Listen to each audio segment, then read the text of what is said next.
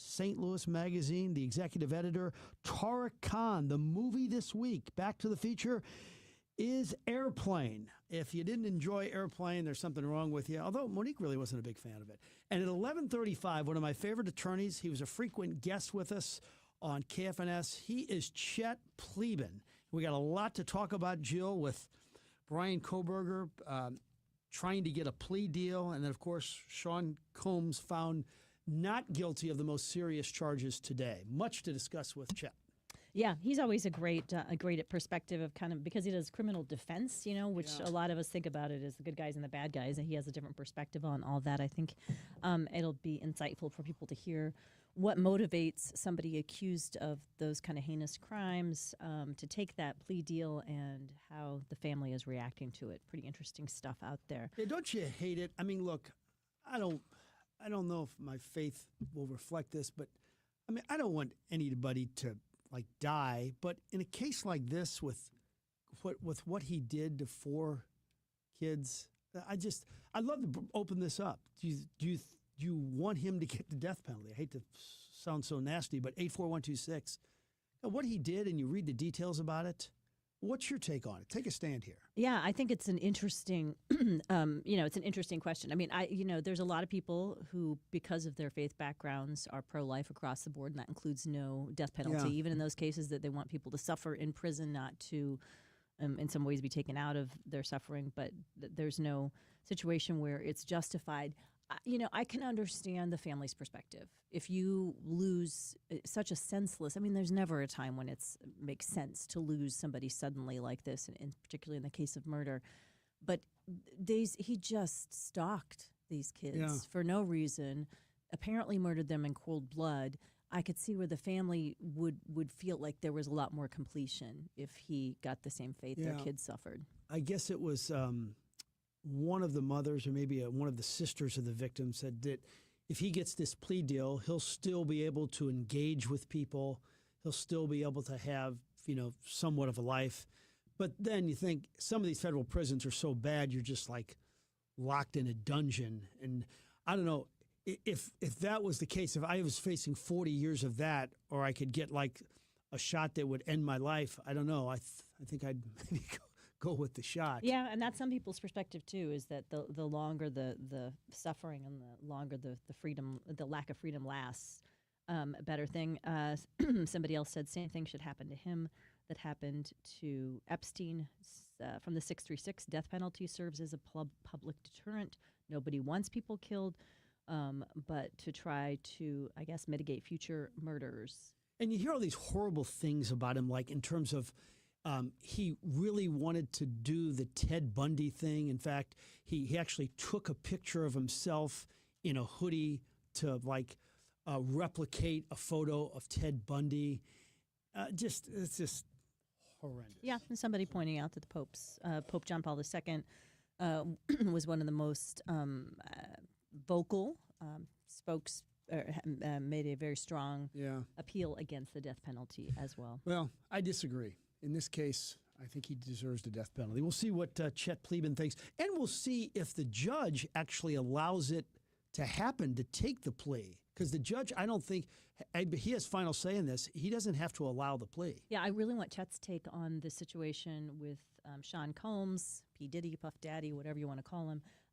That case, there seemed to be a pretty strong case against him.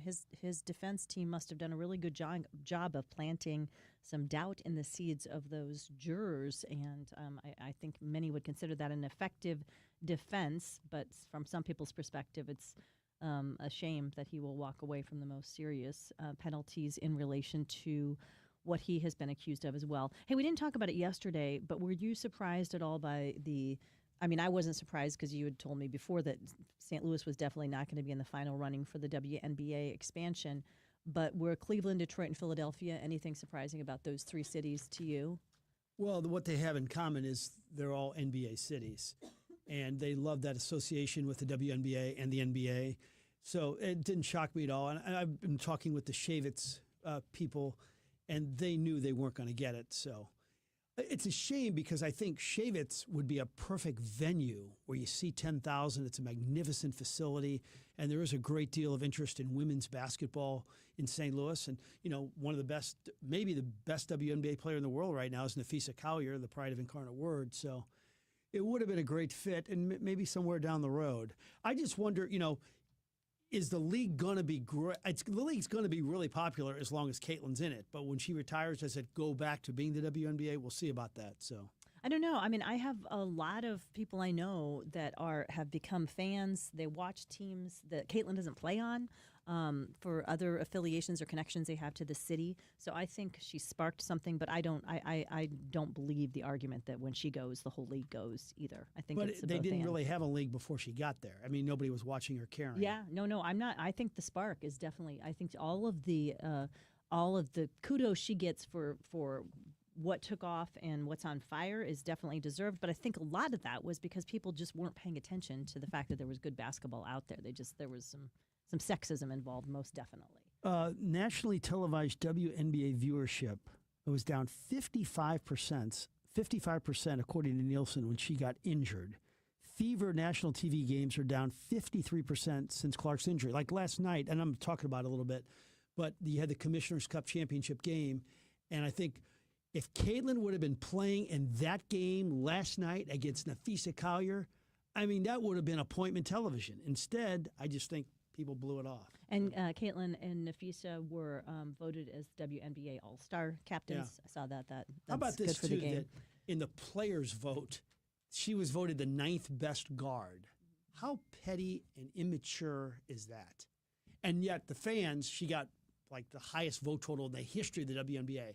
But these players, see, that's what I can understand. But it's been true in the NBA forever. I mean, when you I just listened to a really good interview with Shaq recently. He talks about it. Michael Jordan's talked about it. I mean, traditionally, basketball has been a place that's been tough on rookies in the men's game as well. Well, she's no longer a rookie. Exactly. Yeah. And here's the other thing is that in golf, all these golfers embraced Tiger Woods. Or they all realized, oh my gosh, what this man is doing for this sport and the money we're going to make and the crowds we're going to draw and the TV ratings we're going to get, all because of him. Let's embrace him and love him and put him up on a pedestal because he is God with a small g. Why doesn't that league, every player realize you got a league because of this girl from Iowa? You got people caring. You got people caring for the first time ever. And instead, she gets the tar knocked out of her and she's 9th in the best guard voting according to the players. It's just, I never figured it out. So. All right, let's take our first break. When we come back, the opening dialogue, then Sarah Fensky, then Tara Khan, and then Chet Pleban. At Maryville University, we power dreams, not just degrees. For nearly 150 years, we've empowered graduates to build successful careers. At Maryville, expect a rigorous, technology-driven, mentor-inspired education in a diverse and inclusive learning environment. We help you take it to the next level, no matter what field you choose. Now is the time to turn your ambition into action and transform your dream into reality. Start your journey at maryville.edu. I'm Farmer Dave, and here's my good friend and owner of MasterCars Inc., Alex Rosenberger, with today's hot MasterCars Inc. deals. Thanks, Farmer Dave. We are insanely busy right now. It's my peak selling and buying season. I need to buy as many pristine Corvettes, Cadillacs, Vipers, Raptors, and other sports cars and luxury cars that I can find. Do you have a unique, rare, classic, or collectible vehicle you want to sell? Maybe even a daily driver with super low miles and in excellent condition. If so, we want to talk.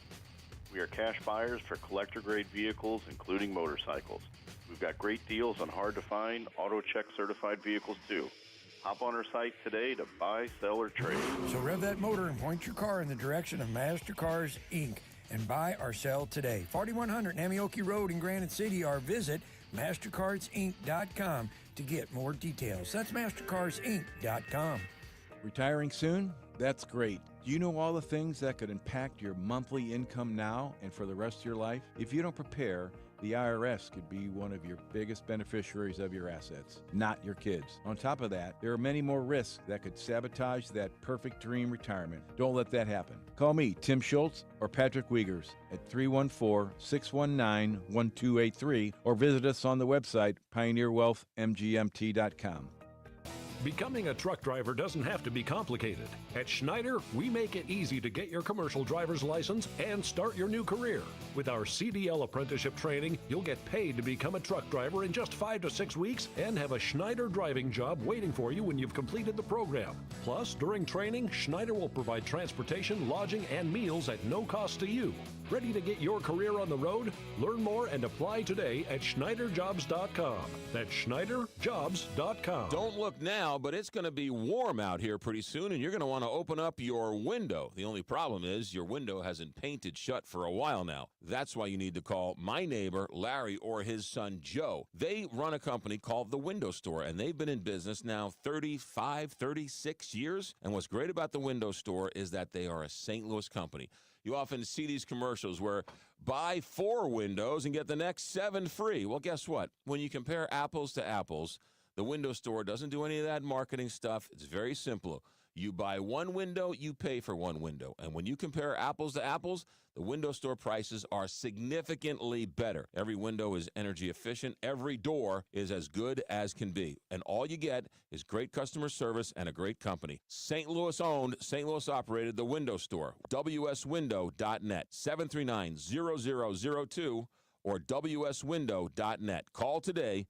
Tell them I sent you. The world is ever changing. The most feared war that Israel could face. And the Big 550 has the resources of ABC News, interacting with ABC News correspondents on the scene of the top stories nationally and worldwide that matter to you. Jordana Miller, ABC News correspondent in Jerusalem, joins us with the latest to bring you personal experiences of events abroad. What's it been like for civilians in Israel? Listen, it has been for reporters like me and some who have young children, it's been, probably the most difficult 12 days in my life. You're making your bag, putting it by the door. When the siren goes off at 2 in the morning, you need to get them up and put their shoes on, give them a hug, grab your bag, and go outside to a real bomb shelter. We are the Big 550 KTRS, the talk of St. Louis.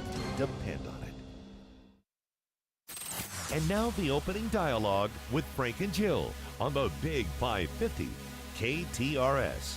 Powered by Worldwide Technology Raceway.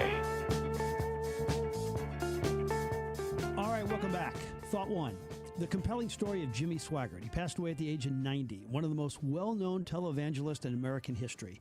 And he was also a global figure, crusades in Russia, Argentina, Jamaica.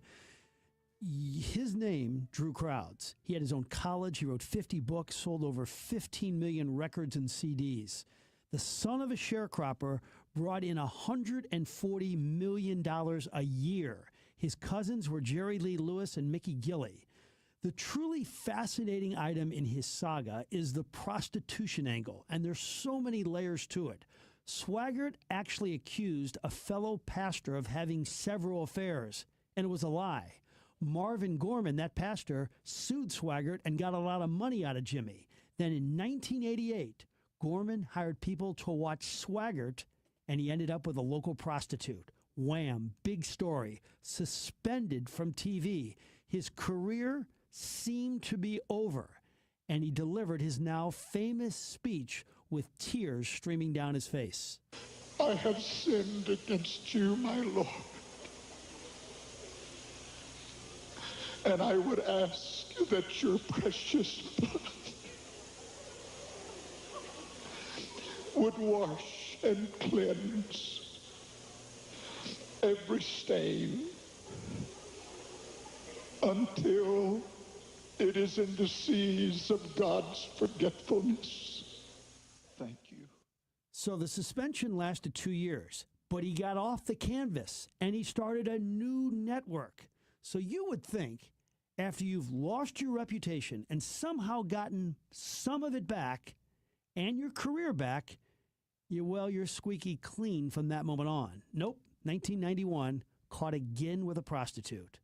Went away, but came back 7 years later. And until his death, he remained the pastor of the Family Worship Center. Incredible. And Saturday Night Live and Phil Hartman, well, they had some fun with him. Wow, what a news flash. Now you just relax, Jimmy. No one's going to judge you. Let's just, Jimmy, look at me. Look at me. Jimmy, look at me. Young man, look at me. Now we've been naughty, haven't we? Let's just start right from the beginning. What happened? You're getting a little gooey stuff on my desk, sir. Church lady, I'm not going to whitewash it. I let my church down, and I let my family down. And then we let something else down, like our trousers. The church lady. Very nice. What a life. What a career. Phil Hartman's portrayal of him was very good in that skit as well. Frank, I don't think if people who didn't live through this era of the 80s and 90s can understand what forces of public support and then the downfall from these televangelists, Jimmy Swaggart, remember Tammy Faye Baker and James Baker, the PTL Club, they had huge numbers of people who really, sort of were claimed that their lives were changed by watching them every day, sending them so much money, even though they were, operating outside the bounds of tax regulations and laws and all kinds of things that ended up being the downfall for many of them. But it was so much more mainstream than it is today, I think. The televangelist, it's kind of hard for people to identify. I couldn't imagine after he has this to rebuild it and then to have people still give money to him after what happened. I mean, it's crazy. Yeah, well, it's trying to capitalize, I think, on the idea of redemption, but capitalize on it or again, to take advantage of people. I guess that's your perspective. This is very interesting to me. Reported at the Post-Dispatch and other places that Robert Tracy was the first outsider to lead St. Louis police, and he may be the last. Of course, he was recruited from the Wilmington, Delaware Police Department, but because of a new law, the law that puts the St. Louis Police Department under a board appointed by the Missouri governor, it also removes a provision from the state statute allowing the department's leaders to choose a chief from outside the department. In the old provision that says, in no case shall the chief or assistant chief be selected from men not members of the force or below the grade of captain, the president of the St. Louis Police Leadership Organization said the organization backed that provision, bringing back that old provision so that the department supervisors have a better chance to get the position because they think in St. Louis we need institutional knowledge and understand the department's history. Of course, that's always going to be, in leadership, that's always going to be a million-dollar question. Do we need a fresh insight from the outside to be able to look at things from a new perspective and bring solutions from outside organizations in to solve a problem, whether it's your company, whether it's a government position, or is it better to take that institutional knowledge from within inside and to put people at the top? Great question for the Royal Banks of Missouri text line 84126. What are your thoughts on that? What does that do to Chief Tracy's job security? He as my understanding, he's grandfathered in at this point. But if he leaves, it's not, his predecessor is going to need to come from. I mean, the successor is need to come from within. All right. Thought two: the common denominator of every great executive, entrepreneur, business leader, I think, is guts or nerve. I wish I could actually say the words that this person's got big, but I can't on the air. But successful women have it too. You just don't care what people think or the ramifications of your decision because you know or you believe you're the smartest person in the room and you believe in your decisions. I envy those people. I belabor sometimes the selection of a tie at night. I bring it all up because Doug Armstrong has got big kahunas. Mark Dorsey approved that word, by the way. He has a 22-year-old star in the making in Zach Bolduc. He has stardom written all over him. 19 goals in his rookie season, and he got better every month. You don't trade guys like this. You sign them to long-term contracts and build around them. Kelly Chase said on the Frank and Jill show once that he has some Brett Hull in him with that shot. But Army woke up yesterday and traded him for a guy named Logan Mailloux, who's played just 8 NHL games. And the baggage. At age 17, during an intimate moment with a woman, he took pictures without her consent. He apologized and is owned up to it and wants to move on. He even talked about it yesterday, I thought very eloquently and courageously. So I did a lot of texting with some great NHL players yesterday, and the consensus was, well, he must really believe that Mayu is going to be great because he just traded a star in the making. And not to get too technical, but they do have a surplus of scorers and a shortage of defensemen, so that's why that trade makes sense. The point is, these women and men who have the guts to make a decision, I really admire because it's a rare group. If a new GM would have made this move, he would have been barbecued in St. Louis. But he's Doug Armstrong, and we are not, and we shall see. In Doug, we trust. We'll find out what happens with this trade. So do you think it's a case like we've talked about in the past where, of course, fans loved armchair quarterback, so to speak, even though I'm mixing sports metaphors.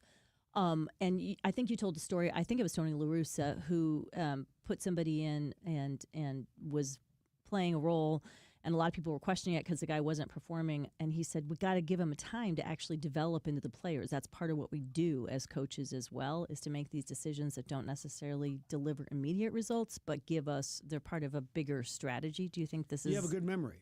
That La Russa story was with a young catcher he had early in his career, and he should have pinch hit for this catcher because the catcher couldn't hit at all at the time, and he let the catcher hit, and he struck out. And I said to him after the game, why would you let him do that? He goes, well, because we're going to need that catcher later in the season and for the rest of his career. And that catcher was Yadier Molina. So that worked out pretty well. So, and I will say this, a long time ago. I'm not saying this is the same situation. It may be apples and oranges. But that is the guts to make a move that nobody believes in. And a long time ago, the Blues traded for a guy named Chris Pronger. Everybody hated that deal. You can't give up Brendan Shanahan. Well, Chris Pronger became arguably the greatest defenseman in Blues history. I happen to know somebody ran into an acquaintance yesterday who's going to be greatly impacted by the news that St. Luke's Hospital in De Pere is closing for a variety of reasons. But number one is they just didn't have enough business to keep the place opened.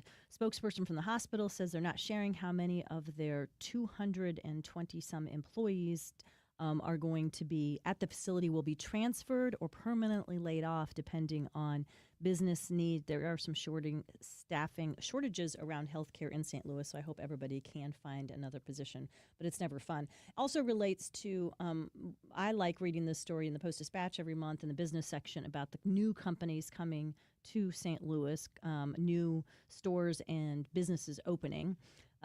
Across the board, which is going to be a board game opening in Plaza Frontenac. A board game? Yep. So just going to sell board games? Board games, yep. It's a company that has sold them to all kinds of places around here. Fabletics is opening at West County Center. What is that? It's a kind of a Lululemon style, would you say, Joe? Yes, it's Kevin Hart's brand. Yeah, not quite as fancy. And you said where for that one? That's going to be at West County Center. Okay, so it's cheaper than Lululemon, but quality stuff. Okay. 5 Iron Golf, which is a golf simulator opening right in the heart of Clayton. You guys have probably heard about that one as well. Grace Chicken and Fish. I love Grace Meat and 3 over in the Grove. They're opening a second location, so good for them as well. New Shake Shack opening up, and a couple other things. This was an interesting one. Doc's Harley Davidson. When I saw it on the list of closings, I thought, what in the heck? That place has always been absolutely a stalwart in the motorcycle scene in St. Louis. But it turns out they're merging with Gateway Harley Davidson to become an all-new St. Louis Harley Davidson, and it's going to move from their location on Kirkwood Road over to Lee May Ferry. So they're not really going away. They're just getting bigger. And then Jovic Brothers closed downtown as well, which is too bad. Oh, they did? Oh, man. I love their sandwiches. I know. Okay. Thought 3, Stream of Con. I love the Pride of Mizzou. Sophie Cunningham played so well last night for the Fever in the Commissioner's Cup Championship game. She has become famous since coming to the defense of Caitlin Clark. How about this? 1 million new followers on TikTok since she put some physical abuse to the people that were hurting Caitlin. Well, she's more than just a bodyguard. She scored over 2,000 points at Mizzou. Cool to watch her show her skills last night while Caitlin was injured in that big victory for the Fever. Hey, did you hear this? The Department of Education announced that the University of Pennsylvania has agreed to resolve their Title IX violations related to allowing Leah Thomas to compete.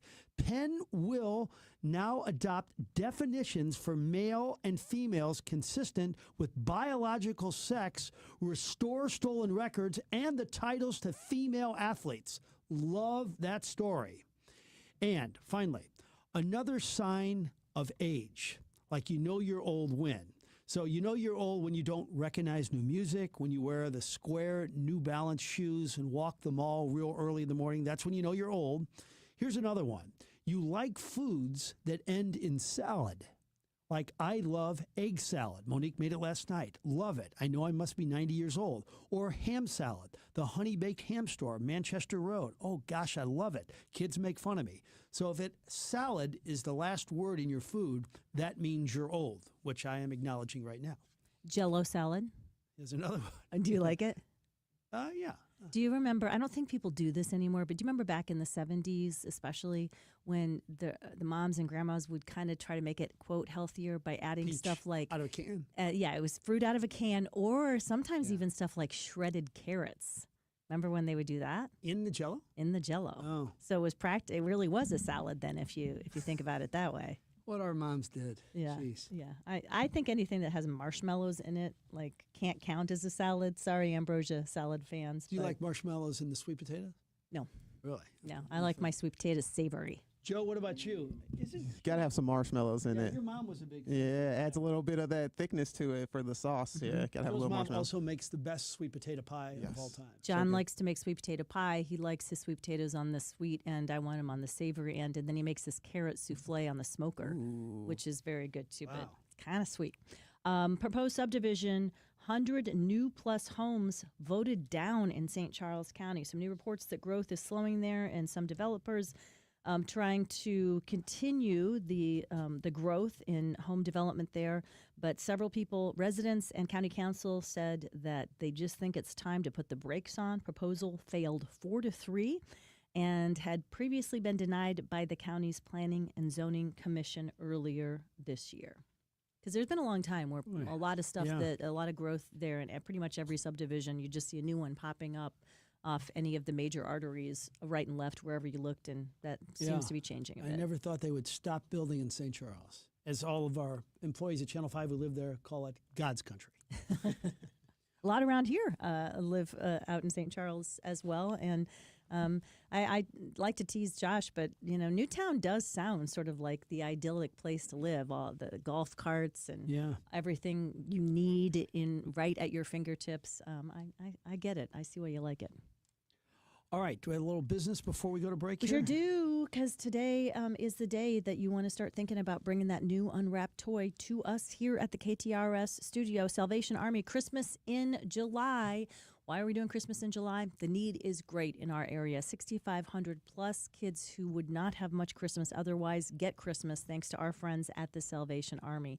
And the reason they're able to make it so special every single year is because we love to be part of it. We have a couple of boxes right outside our studios. If you're in the Westport area, just swing by, drop off that new unwrapped toy you pick up while you're out at Walmart or Target or somewhere else today. Order them on Amazon, swing it out here as well. Or if you want to make it a family event, bring your kids or grandkids down here on July 11th or July 18th. We're having a movie here at Westport, co-sponsors of Christmas in July, along with our friends at the Salvation Army and KTRS here. Christmas in July movie screenings outside in the courtyard. Finding Nemo on July 11th and The Sandlot on July 18th. Make a difference for those in our community. We know it's going to be a bigger need than ever thanks to all of the homes damaged by the tornadoes in May. Lots more coming up right after this. And now, KTRS weather from the John Beal Roofing Weather Desk. Temperatures slowly inching upward over the next few days, but it's going to take a while for humidity to catch up. I don't think we'll really notice it too much until, of course, right on target, 4th of July. High pressure in control today, so by July standards, this Wednesday, not so bad. Up to about 90 this afternoon and mostly sunny. Just a light breeze out of the west and northwest. We will slowly drop through the 80s this evening. Expect an early morning low on Thursday at about 72. And then tomorrow,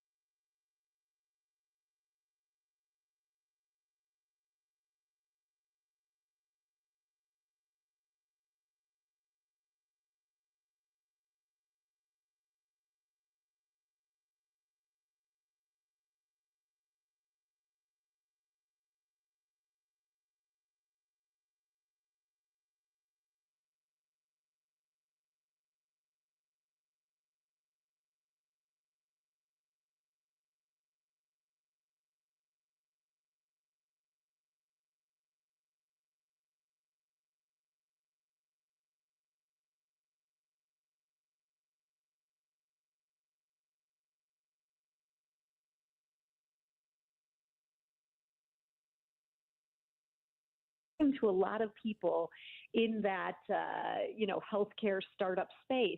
And what they kept saying is, while it's harder to raise capital initially here, we're outside of the buzzy places like Silicon Valley and Boston. They said a great advantage in being in St. Louis is that even like the top medical people here, people who have real prowess academically and practitioners in the space, they will just talk to you. They will sit down and have coffee with you and try to test out whether what you're working on is something that could work for their practice. People are generous with their time here because they're rooting for other St. Louisans. And that gives you a big leg up versus in a city like Boston, where these doctors are just getting hit left and right with people who want them to try out their products. And they're going to charge $500 an hour just to sit down and pick their brain. That's not how it works in St. Louis. What's the fallout from the violence from the Pride weekend?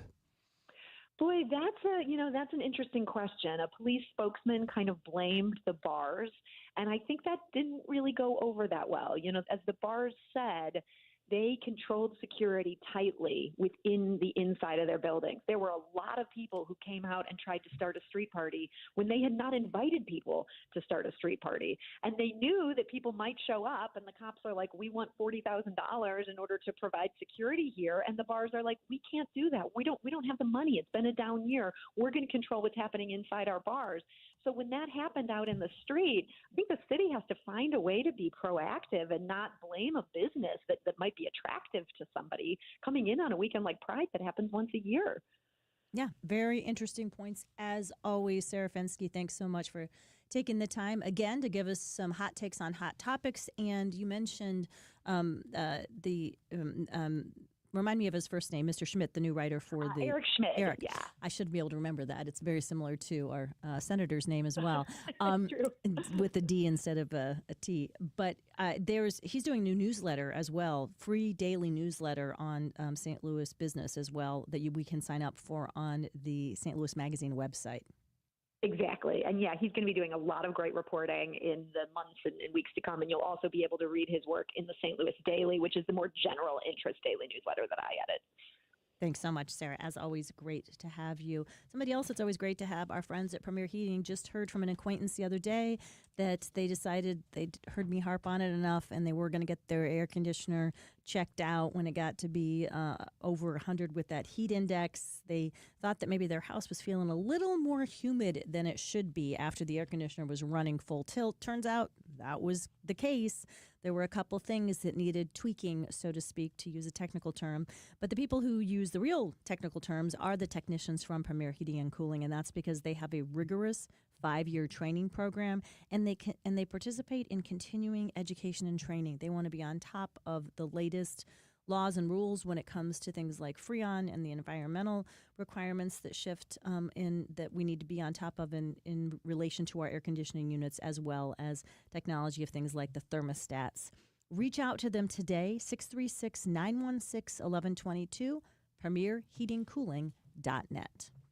It's the half-price sale at Miller Furniture and Mattress going on now through July 8th. I'm Mark Miller, owner of Miller Furniture, your home for quality American-made furniture since 1927. Right now, save half off our list price on all in-stock items, plus half off custom orders on Flex Steel, Smith Brothers, Amish-made furniture, and more. And get 0% interest financing up to 60 months. See our fully stocked Flex Steel galleries and the area's largest selection of Amish-made furniture, plus half off our new outdoor furniture gallery. It's half price on any Chatham & Wells mattress when you purchase an adjustable base. Plus, save up to $500 on the Active Breeze, Tempur-Pedic's newest mattress innovation. Visit any of our 4 locations in Belleville, Fairview Heights, Lake St. Louis, or Ellisville, and save on over $8 million of inventory. You'll see why we're voted Retailer of the Year by the Home Furnishings Association. Don't miss the half-price sale at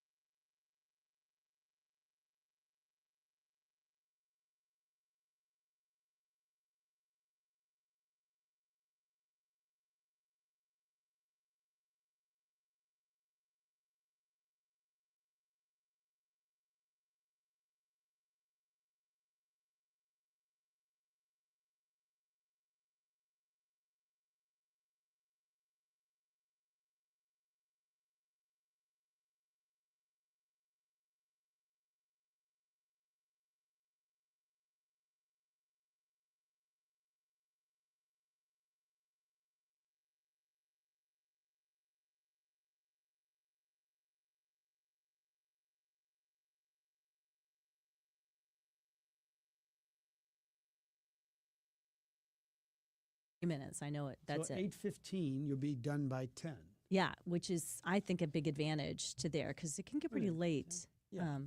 9:45, and it can get pretty late there. And it's just so darn clever. McGraw and I were talking about it quite a bit this week. It's one of his favorite shows as well. Just the way that they stage it, the characters play multiple roles, and it totally, totally works. I know, and everybody I've seen it, including Lynn Venhouse. She's written some great pieces on it and shared on social media this week that it's. She loves the musical, but she says this particular adaptation at the Muni is excellent. I heard a buddy told me today, it went last night, said it was great. Somebody remarking about our previous guest, the great Sarah Fensky, insinuating that St. Louis people are heavier. I just looked this up. I moved from Chicago, and I've never been more self-conscious than I do now living in L.A. Is it the hiking, green juice? Do I need to start shopping at a different place to make myself look thinner? What secret am I missing? Everybody in California is in great shape. I'd love to know, like, the average weight in California. I've kind of checked it out, but they don't have that. But it's probably perception is reality. Yeah, I remember back when I was in college, and a friend and I took her. She was attending Drake from Colorado, where she was originally from, and we went to the Iowa State Fair, and she was like, "Wow, people here have a little extra meat on their bones." And that's all she said. And I was like, well, I guess I was used to it, but I guess coming from the outside, you probably would have noticed that was true. Okay, how about this?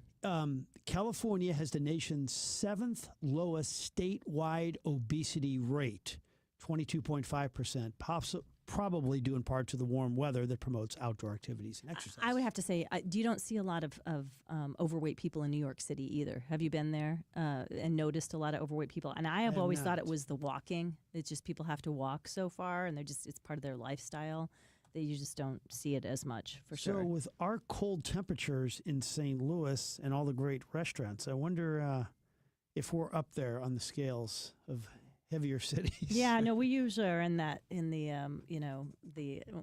we make lists like the top 10 unhealthiest places to live in the United States, which is not exactly how we want that recognition to happen. Maybe it's because of stuff like this. You mentioned earlier loving salads from the 314. Frank, I love egg salad, ham salad, etc. more as a kid than now. Somebody else saying, I watched a YouTube on meals from the 70s, and a lot of them were right on target. Beef stroganoff, Swedish meatballs, tater tot hot dish, stuffed bell peppers, etc. Yeah, Wow. That's true. Red meat and a little cream of mushroom soup made for a lot of meals back in the day. I did offer Monique as a peace offering lunch today on the Hill, but I'm not sure which place to go to because I haven't been to lunch on the Hill. Where would be a great place for lunch, either from Jill or from Joe or from our text lines, 84126? Well, you know I'm a huge Adriana's fan. Oh, yeah. Now owned by our friend Larry from Lorenzo's. But I just think those sandwiches are 100% of the time absolutely delicious. Yeah, that does sound great. Oh, the overall rate for overweight and obesity among residents over 16 in the city of St. Louis is 61%. But the national rate is 65%. So yeah, but that's just the city. That's one of those things that kind of skews the whole the whole picture as well. So are you guys in the mood for more of an Italian sandwich, or you want the whole, like, the big pasta lunch? I'd go for either one. Anything that's tasty. I like Carnivore on the Hill too, but I don't think they're open for lunch today. Is Antonino's open for lunch? They probably are, but we're Antonino's is good. Yeah, it's good. Let me look and see. Yep, they're open at noon. They've got some Greek food too, doesn't Monique like a little Greek food? We love it, yeah. Highest obesity rate oh my goodness, it's East St. Louis.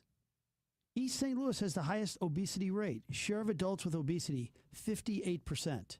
Total population, 27,000. East St. Louis, #1 in the country, according to this report. Well, there must be some very delicious food to eat there, so we'll flip that as a positive. We have a lot more coming up in the show today, including Tariq Khan going back to the feature. We talk about the classic comedy Airplane, and Chet Plebin in a little later to talk about some of the big high-profile national cases that he's going to help us get to. So don't go away. We will be right back after the news.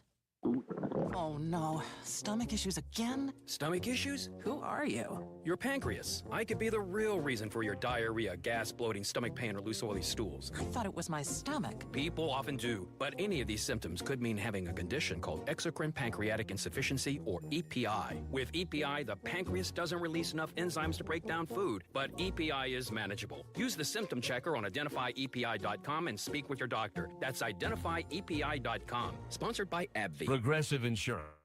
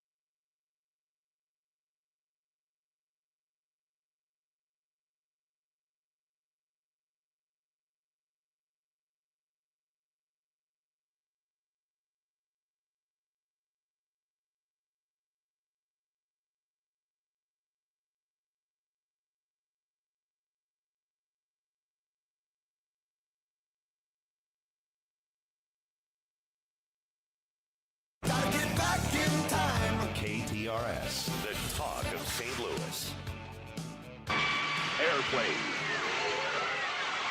Airplane is drama. This is Dr. Brody at the Mayo Clinic. There's a passenger on your Chicago Flight 209, a little girl named Lisa Davis, en route to Minneapolis. She's scheduled for a heart transplant. I want you to make sure that she's kept in a reclined position and that a continuous watch is kept on her IV. Airplane is action.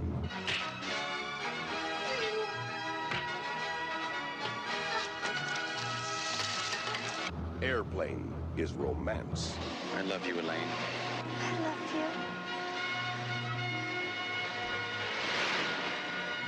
you. Airplane is music.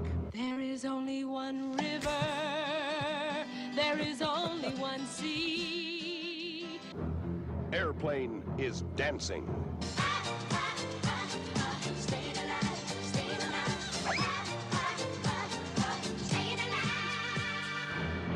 Never has the screen been so big. You ever been in a cockpit before? No, sir, I've never been up in a plane before. Peter Graves. You ever seen a grown man naked? Kareem Abdul-Jabbar. My name is Roger Murdoch. I'm an airline pilot. Leslie Nielsen. This woman has to be gotten to a hospital. A hospital? What is it? It's a big building with patients, but that's not important right now. All right, back to the feature. Tariq Khan is here. Airplane is the movie. Budget 3.5. It made 171 million. It was the top-grossing comedy film of all time until it was eclipsed by Ghostbusters.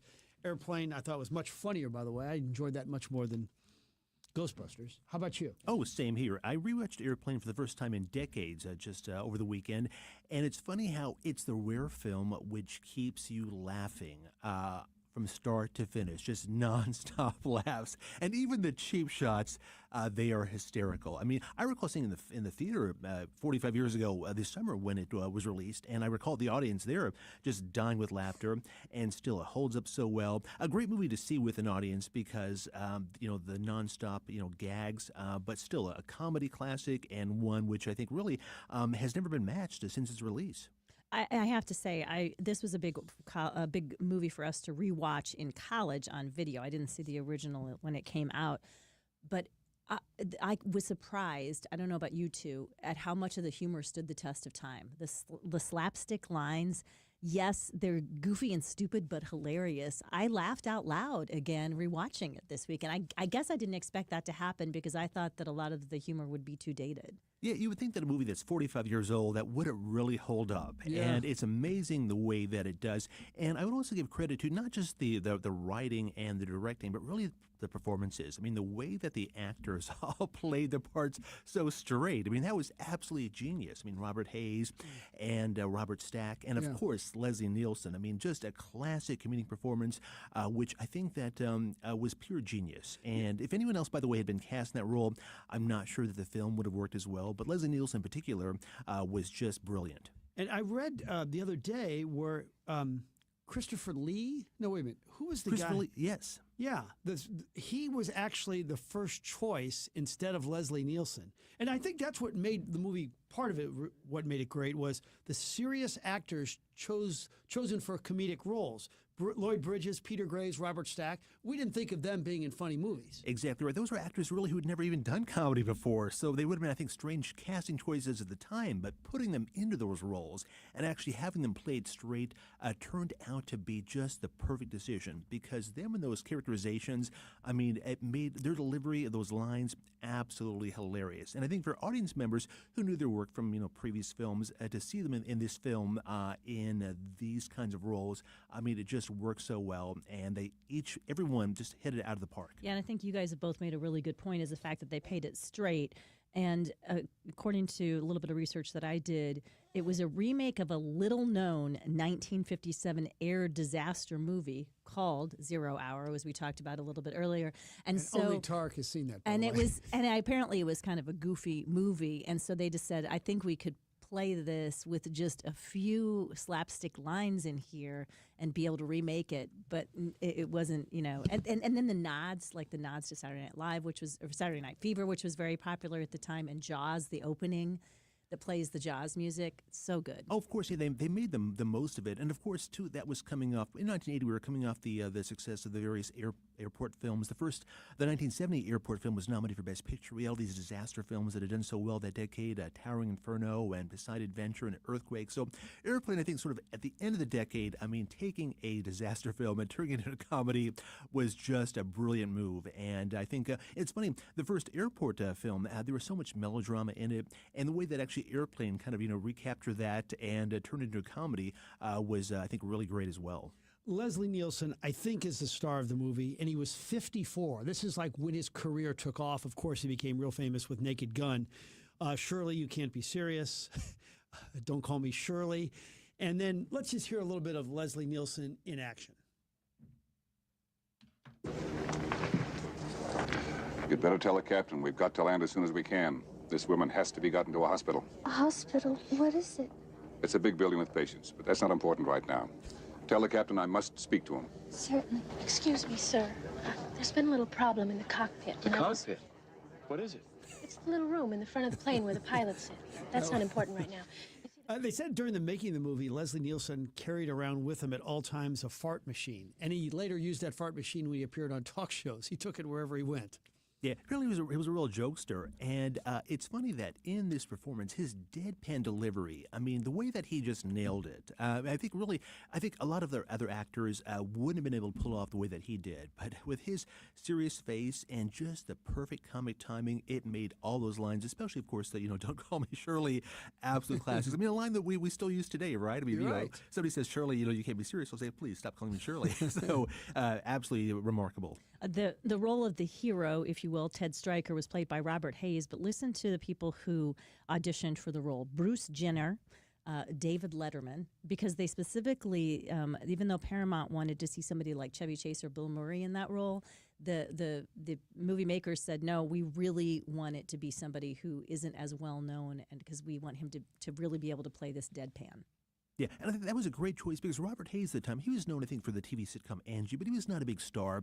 And so to actually have a less well-known actor in that role, I think really made the part, in a sense, more relatable, and in a way also made the film more unexpected. I mean, just, seeing an actor that wasn't really known for comedy, wasn't known for anything, it really made you able to, I think, really, go into the film not knowing what to expect and then just laughing even harder. And Robert Hayes, that really was a terrific performance. I think, obviously, the best role of his career, but he was great in the role, and I'm glad that actually they made the decision to go with him and not a bigger name like Chevy Chase or David Letterman or someone else. Robert Hayes, I think he nailed it as well. They also made the decision to go with Kareem Abdul-Jabbar. Pete Rose was going to be their first choice, and they chose Kareem, and he made $35,000 for the movie. The guy right next to him was Peter Graves, and I thought he almost stole the show too.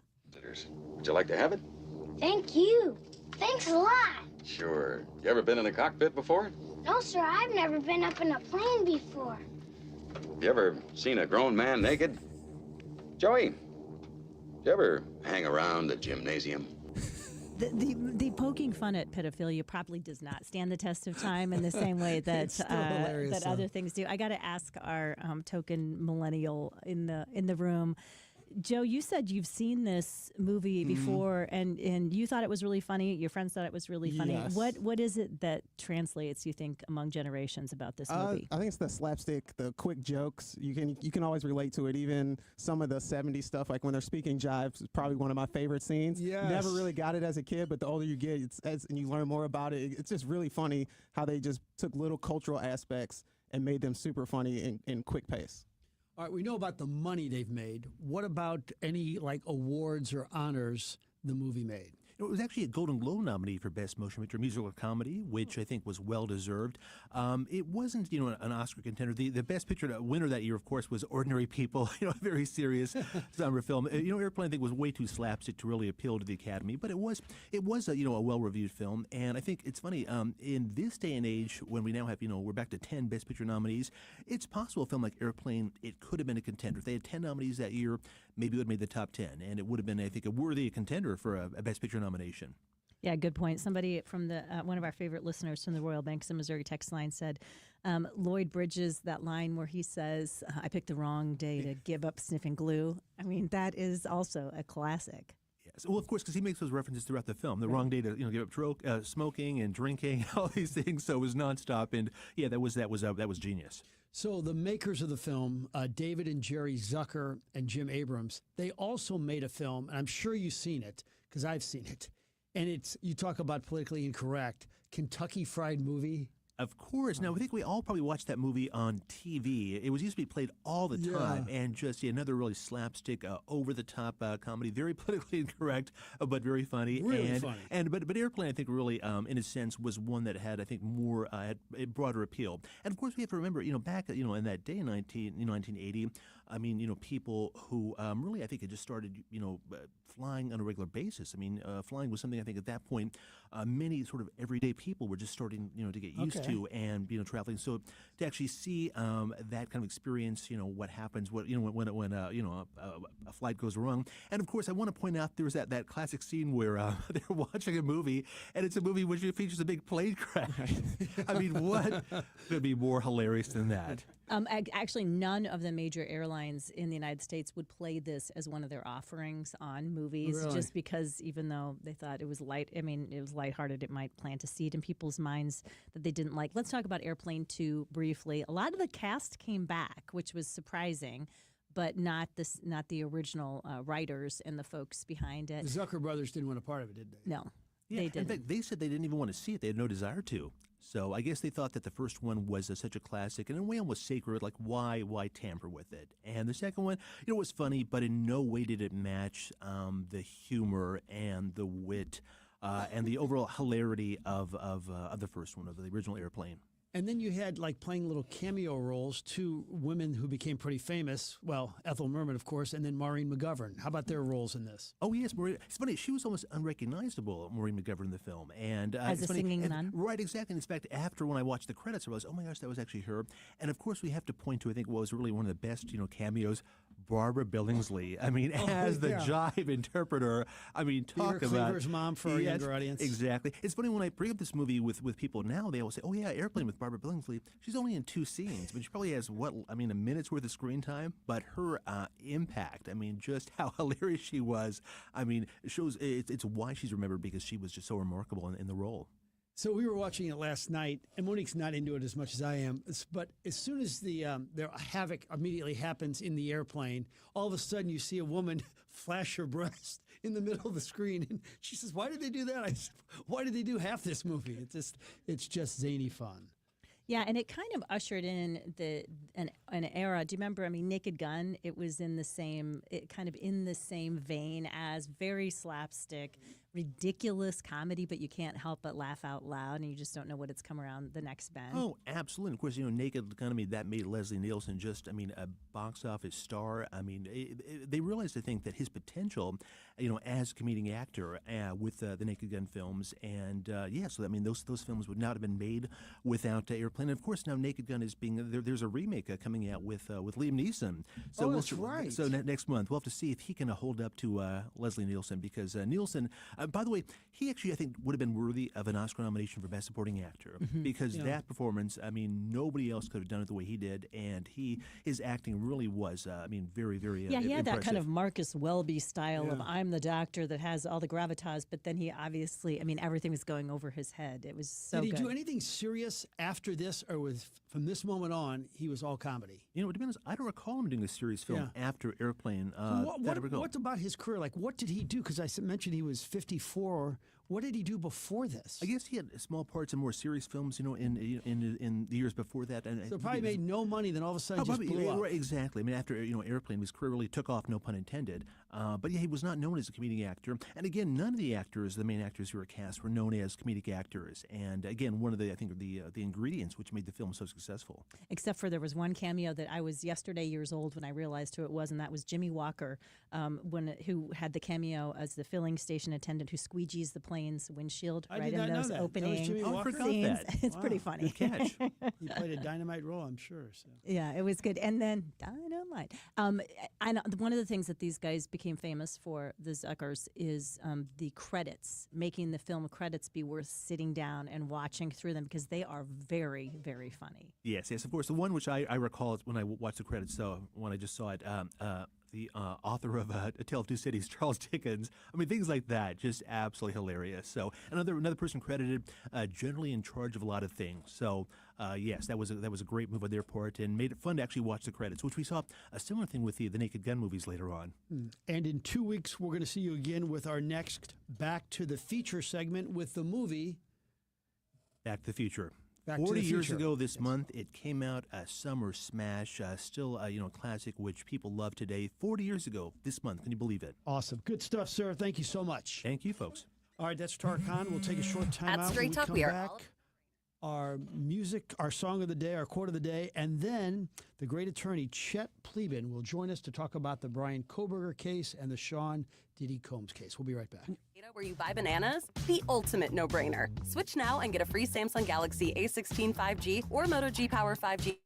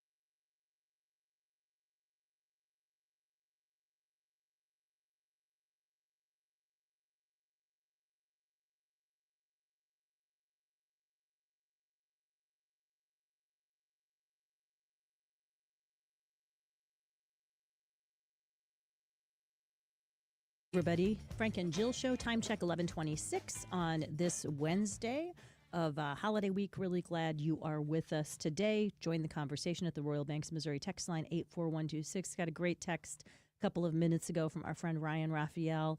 He has Frank and Joe the Airplane movie poster up on the wall of his basement and says, I love you guys talking about Airplane. It is my favorite movie. So many of the funny lines still standing the test of time. What do you think, as I look right now, what do you think Rotten Tomatoes gave Airplane? Take a guess, both of you. I'd say over 90%. Ooh, I would say from them it's going to be lower. Yeah. Now, the audience was going to be higher. I think. 77%. All right, here we go. Airplane, Rotten Tomatoes. Oh my gosh, Jill, you nailed it. Wow. 97. 89 from the people. That's rare that Rotten Tomatoes. Wow. If you 97. think about it, though, it was in a class by itself. It was the first time that it had kind of pushed the envelope on all these different fronts. I mean, it's completely politically incorrect. It's got, it was a movie targeted toward adult with adult humor, but using kind of a slapstick, old-fashioned way of dealing with it. It was groundbreaking, great. I would say. Would you say that's an overstatement? Yep. No, I think it was the first, First So, of its kind. we're all- 0 Hour was, but this is the first big time. Yep. July 2nd, so we're just a couple of days away from celebrating the birthday of our country. So picking out a couple of fun classic rock songs that with a little nod to our country.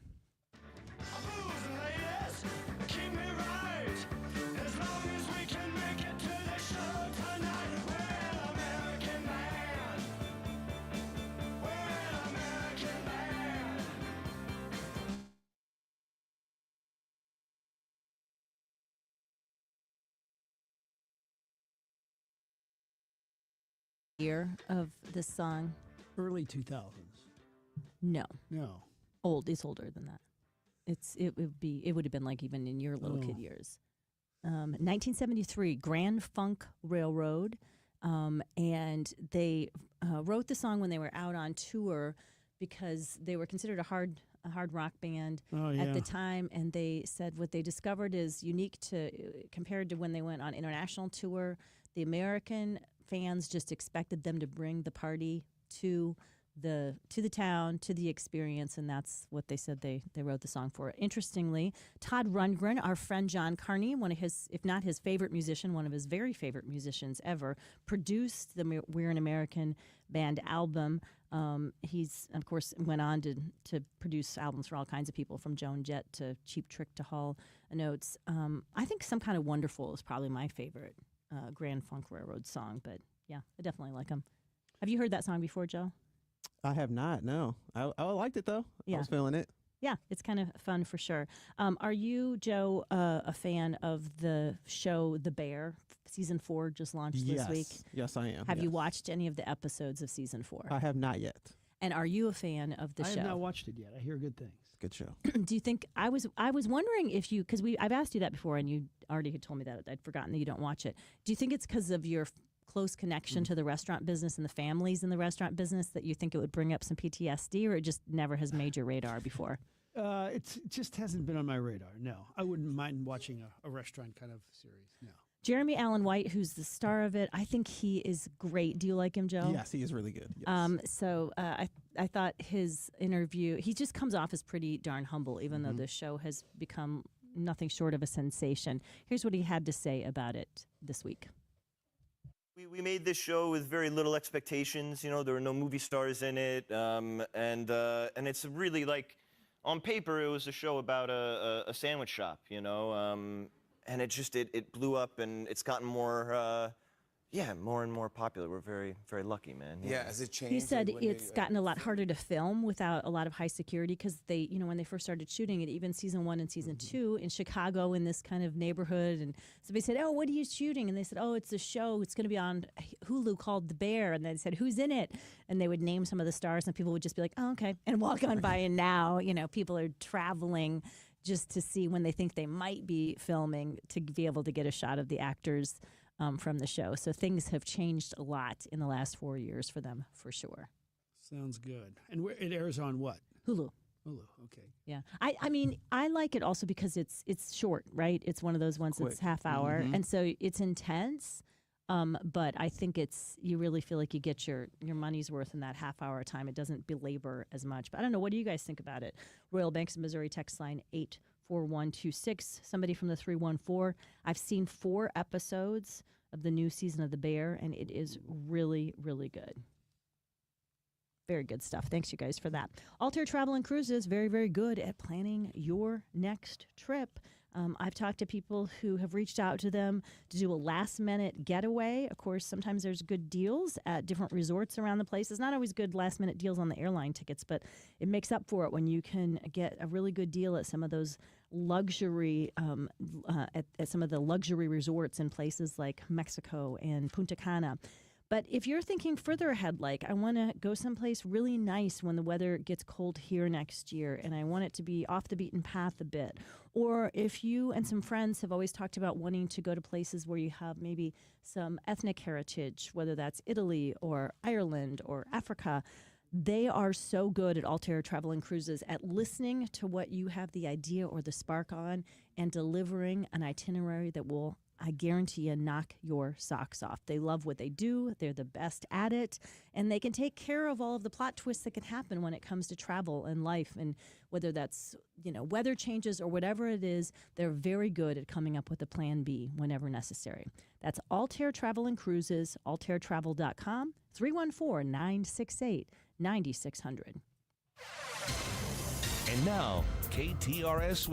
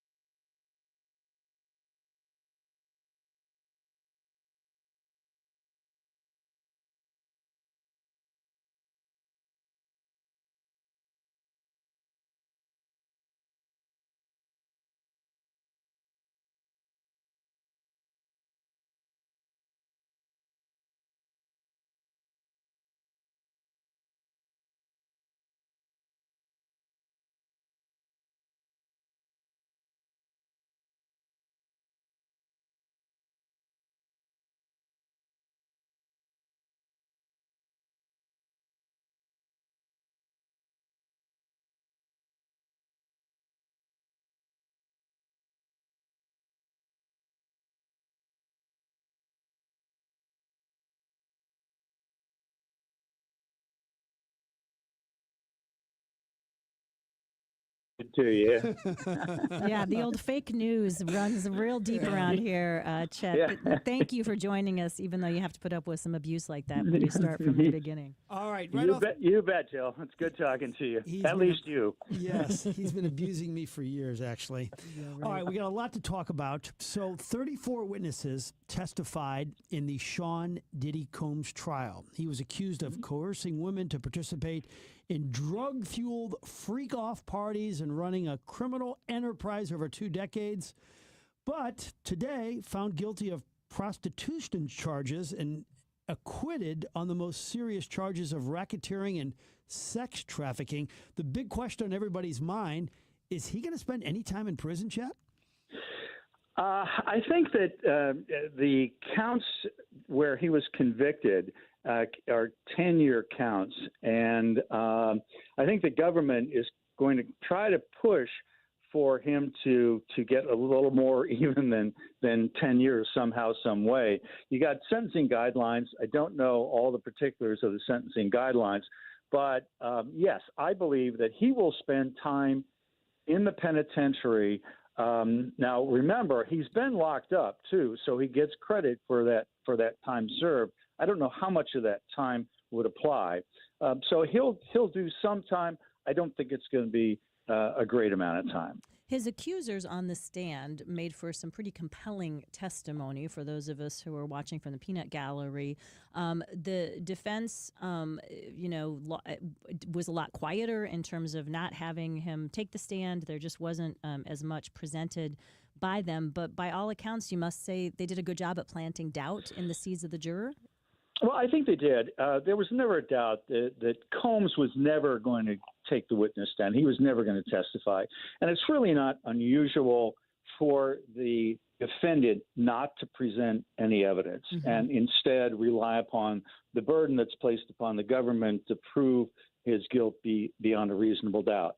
A lot of this, RICO charges are difficult to prove. You have to prove a criminal enterprise. You got to have, 2 predicate acts in order to even, consider whether or not he's guilty of a racketeering violation. And it's designed for organized crime people. Combs is, the defense argued that Combs was just a bad guy in the sense, that he abused women, et cetera, took advantage of women. The prostitution counts that he was convicted of, transporting women to engage in prostitution, 2 counts, that those are Mann Act violations, and all they have to prove is that he took females across state line in order to perform acts of prostitution. Well, my understanding is that the victims in both of those counts testified that, in fact, they were transported over state lines to engage in acts of prostitution and that they were prostitutes. So that count, those 2 counts were probably no-brainers for the prosecution to make. And if you're the prosecution and you get this ruling today, you have to be disappointed, correct? I think that you were looking, the big count was the RICO count, and they were looking for that. And so, yes, a lot of time would have been spent on developing the RICO case. That was the one that was going to carry up to life imprisonment. And so now Combs will do a minimal probably amount of actual penitentiary time, and so that's got to be disappointing. Any prosecutor who spent the time that they did preparing this case and presenting the case to the jury. Switching gears a little bit, Bryan Kohberger expected to make a guilty plea in the case of those 4 Idaho college students murdered in cold blood in their college apartment. And that's, if you are his defense attorney, Chet Pleban, do you say that was the right move? It was a great job. Any time that you get a capital case, any time that you get a case with a death penalty, your goal is to save the defendant's life. Whether or not they go to the penitentiary for a period of time, you want to save that person's life. My understanding is that he had public defenders representing him who are very good lawyers when it comes to death penalty cases, probably more experienced than most general practitioners. And so I'm quite confident that from the start of this case, I mean, they did all that they could do to try to deflate the government's case. They filed motions, appropriate motions, trying to suppress evidence, that sort of thing, and they lost at every turn. So I'm quite confident that from the outset of this, they sought to have some sort of a plea deal. My understanding is now that at least, I believe 2 of the families of the victims have objected to the plea proceeding. They, for whatever reason, wanted to see the case actually be tried. I think one father was reported as saying, he wanted to hear what the explanation was. He wanted to hear what all happened, why it happened, and all the details. Well, if he was expecting to get that from Kohberger or his defense, wasn't going to happen. And my guess is, similar to Combs, Kohberger was never going to take the witness stand, and more likely than not, the defense probably wasn't going to put on any evidence. Now, why the government waited so long to cut a deal with Kohberger, I don't know. But no case is perfect. I think they had some DNA evidence in this case. I think it was on a knife sheath that was found at the house. He ordered a knife through Amazon. I think that they had the purchase of that. And they had some video, I think, that showed his car or something resembling his car traveling in the vicinity of the homes of these victims. So seemingly they had enough evidence probably for a jury to find guilt beyond a reasonable doubt, which is certainly their burden. The difficulty with death penalty cases, however, comes in not so much at the guilt phase, but it comes in at the sentencing phase, the penalty phase of the trial. And that's when, you're asking 12 people, and it has to be a unanimous verdict, to put somebody to death. Now, those 12 people, interestingly, in death penalty case are death-qualified jurors. Now, what that means is that every one of those jurors has said at some point that they would not be opposed to imposing the death penalty. So, in other words, if you come into as a prospective juror and you say, I'm anti-death penalty, or I don't think I could impose the death penalty, you're not a death-qualified juror, and you're excluded from that group of people who would decide that particular case. So in that sense, you kind of have people that are certainly willing to impose the death penalty, but when it comes right down to it, if you're sitting there and that guy's staring at you and you're looking at him and you're going to return a verdict that takes his life, that's pretty intimidating stuff. I know last week the judge rejected a bid from Kohberger's defense to delay the trial. Is there any chance that the judge could say, we're not going to accept this plea and we are going to go to trial? There's a chance of that, Frank. I would be surprised, however, if that occurs. Now, the victims, a couple of the victims' families will weigh in and object to that. And then they've got a right to do that as the victims of this terrible crime. But the judge doesn't have to follow that objection and doesn't have to sustain that objection. And so in all probability, the plea will be accepted and he'll get more likely than not life without the possibility of any parole. So he'll spend the rest of his life in the penitentiary. Before we let you go, Chet, we've got a question from from a listener.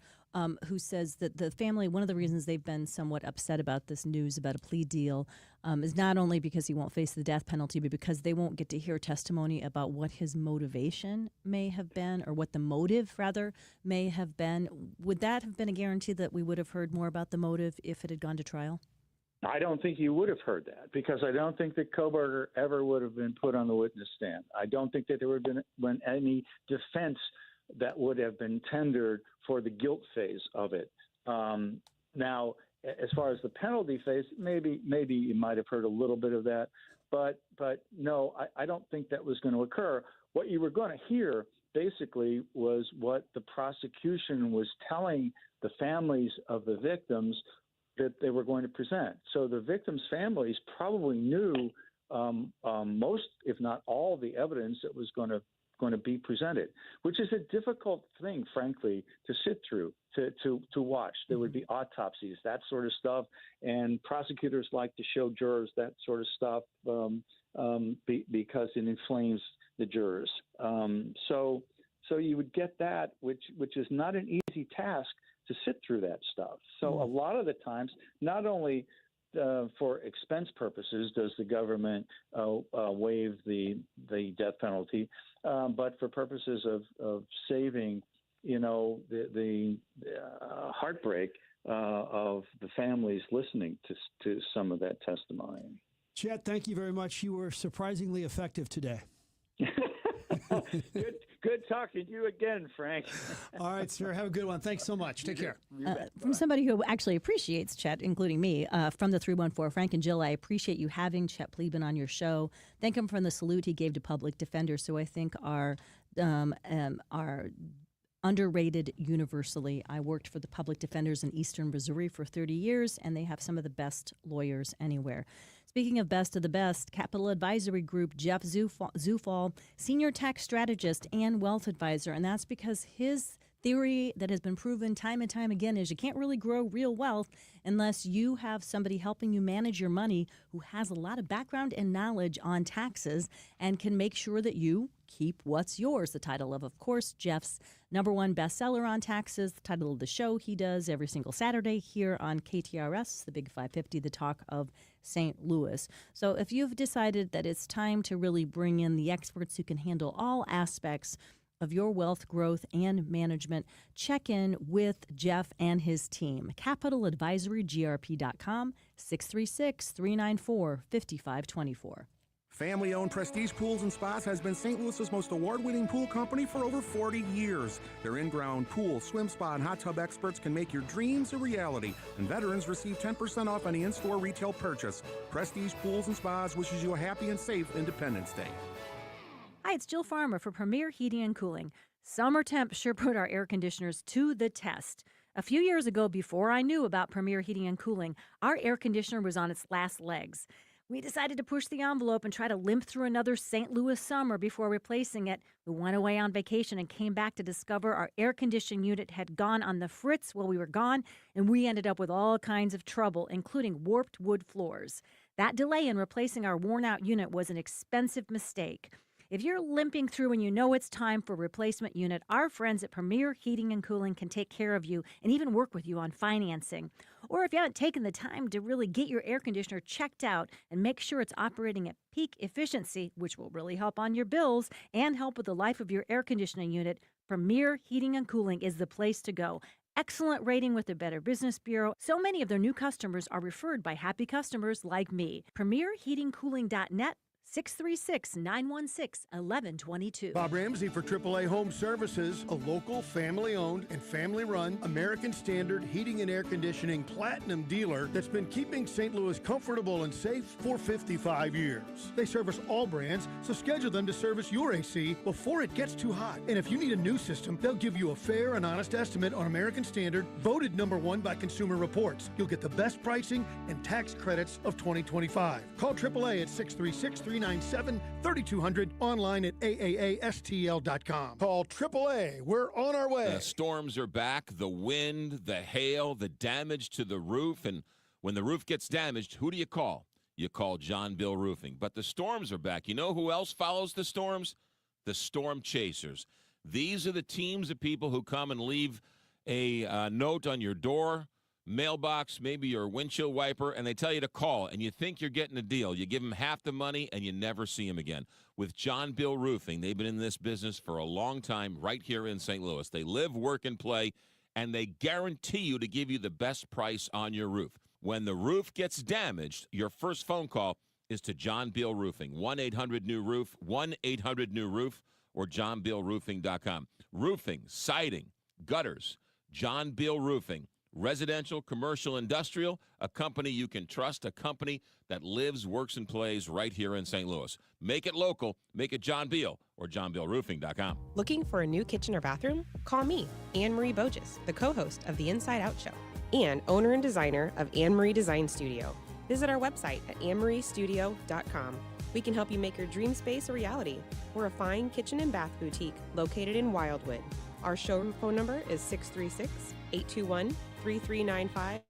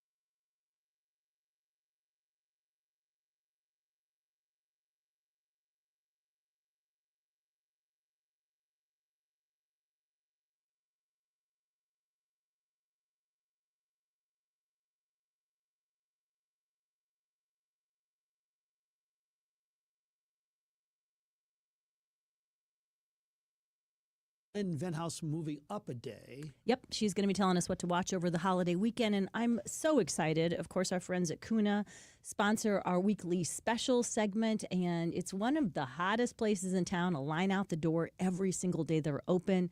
It's Damn Fine Hand Pies. And they're famous for? They make these savory and sweet hand pies, which are pastry shells with filling inside. They do donuts, they do pastries. Started out at Tower Grove Farmers Market, and they would sell out so quickly and so popular early on. They said, we might have something here. Opened brick and mortar last year. 1 year ago, it's been a huge, huge success. Have you been there, Joe? I have not. Yeah, I'm intrigued. Yeah, you know they're great if they're one of the restaurants selected to be an Energizer Park. I mean, that day when they had all the vendors there, and I was like, probably the best thing I ate there.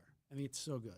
Yep, really, really looking forward to having them on the show tomorrow as well. And we've got a golf feature as well, moving up from Friday to tomorrow. And I think it's just going to be overall a very fun show. And tonight on the press box, Charlie Tuna, Andy Strickland, the Wednesday slop, much to discuss, including the Blues' big move yesterday. They just made a big move today. They released Nick Leddy. They put him on waivers. So I think a lot of people are thinking, hey, he's a pretty good player. He's making some money. Maybe this is freeing up some money for Doug Armstrong to make another move. We'll see what happens there. We do know that John Carney is coming up next with his outstanding program. Julie Buck is off this week. We'll take a break, and we'll be back in 22 hours. Happy and safe 4th of July from Brown & Brown Personal Injury Attorneys. If you've been hurt on the road or at work, please call them